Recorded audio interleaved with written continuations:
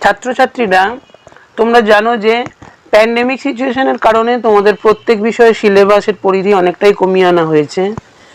তাই সেই কথা মাথায় রেখে তোমাদের আগামী উচ্চ মাধ্যমিক পরীক্ষার ভূগোল বিষয়ের সম্ভাব্য কিছু সংক্ষিপ্ত প্রশ্ন তোমাদের সামনে তুলে ধরা হলো। প্রশ্নগুলি চ্যাপ্টার ওয়াইজ দেওয়া আছে এবং প্রত্যেকটা প্রশ্নের মান 1। এই প্রশ্নগুলি করলে তোমরা এমসিকিউ প্রশ্নেরও উত্তর দিতে পারবে। যাই হোক, আমি এবার প্রশ্নগুলি নিয়ে বলছি। ভাদস্তার কাকে বলে? এটি একেবারে প্রথম চ্যাপ্টারের বহির্জাত প্রক্রিয়া এবং তার ফলে সৃষ্ট ভূমিরূপের যে ভৌমজলের ক্রিয়া, এই চ্যাপ্টারটা আছে, সেইটা তোমাদের এবারে সিলেবাসে আছে। তার অন্তর্গত ভাদস্তর কাকে বলে, টেরারোসা কি, অ্যাকুইক্লুড কি, অন্ধ উপত্যকা কাকে বলা হয়, প্রস্রবণ রেখা কি, আর্টিজিও কূপের শিলাস্তরের গঠন কীরূপ হয়, কারেন কি, রেগোলিথ কি। এইগুলি হলো তোমাদের ওই ভৌমজলের ক্রিয়ার এই চ্যাপ্টারের প্রশ্ন। এরপরে যেটা আছে সেটা হলো মৃত্তিকা। মৃত্তিকা থেকে কিছু সম্ভাব্য সংক্ষিপ্ত প্রশ্ন আছে, সেগুলি আমি বলি এবার। ডিউরিক ক্রাস্ট কি, সোলাম কি, অ্যান্টিসল ও মলিসল মৃত্তিকার একটি করে উদাহরণ দাও।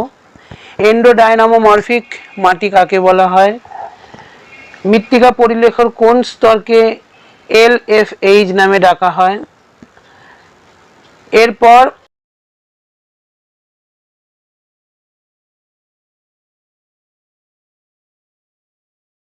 নাতিশীতোষ্ণ তৃণভূমিতে কোন বর্গের মাটি দেখা যায়? হার্ড প্যান কি, হিউমিফিকেশন কাকে বলে, কঙ্কালসার মাটি কাকে বলা হয়, মৃত্তিকার ক্যাটেনা বলতে কি বোঝো, পেডালফার মাটি কি, রেঞ্জিনা কাকে বলা হয়।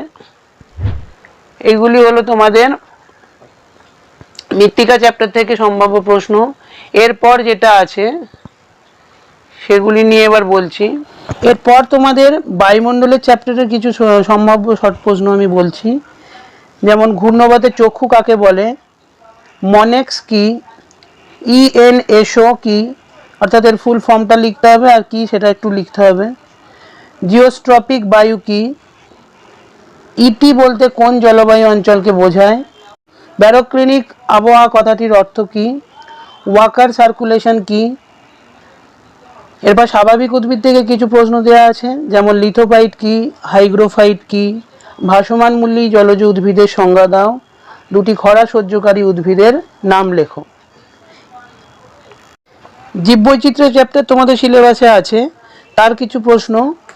ভারতের দুটি জীববৈচিত্র্যের হটস্পটের নাম লেখো, জীববৈচিত্র্য বিনাশের দুটি প্রভাব লেখো, আলফা বিটা ও গামা বৈচিত্র্য কি।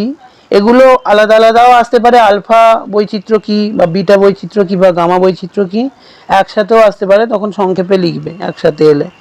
ভারতের দুটি জাতীয় উদ্যানের নাম কি, ইকো ট্যুরিজম কি, ইন সিটু সংরক্ষণ কি। এই পর্যন্ত হলো তোমাদের প্রাকৃতিক ভূগোলের সম্ভাব্য সংক্ষিপ্ত প্রশ্ন। এবার অর্থনৈতিক ভূগোল থেকে প্রশ্নগুলো আমি বলবো। প্রশ্নগুলি হলো, ভ্যালোরাইজেশন কাকে বলে, বিশ্বের চিনির পাত্র কাকে বলে, বোলাচা কি, রামধনু বিপ্লব কি, স্বর্গের শিশির কাকে বলে, জীবন বৃক্ষ কাকে বলে, স্থানান্তর কৃষি কাকে বলে, বাজার বাগান কৃষির সংজ্ঞা দাও, রেটুন কি, অলিগোকালচার কি, ভিটিকালচার কি, অপারেশন ফ্ল্যাড কি, ওলেরিকালচার বলতে কি বোঝো, ভারতের কোন কোন রাজ্যে চীনাবাদাম উৎপাদিত হয়, নীল বিপ্লব কাকে বলে। এইগুলি হলো কৃষি থেকে সম্ভাব্য প্রশ্ন। আর শিল্প থেকে সম্ভাব্য প্রশ্নগুলি বলি। বিশুদ্ধ ও অবিশুদ্ধ কাঁচামালের সংজ্ঞা দাও, ক্রিটিক্যাল আইসোডাপান কাকে বলে, অনুসারী শিল্প কাকে বলে, ভারতের দুটি সংকর ইস্পাত কারখানার নাম লেখো, মজুরি সূচক কি, দ্রব্য সূচক কি। দ্রব্য সূচকটা পণ্য সূচকও থাকতে পারে, একই উত্তর হবে।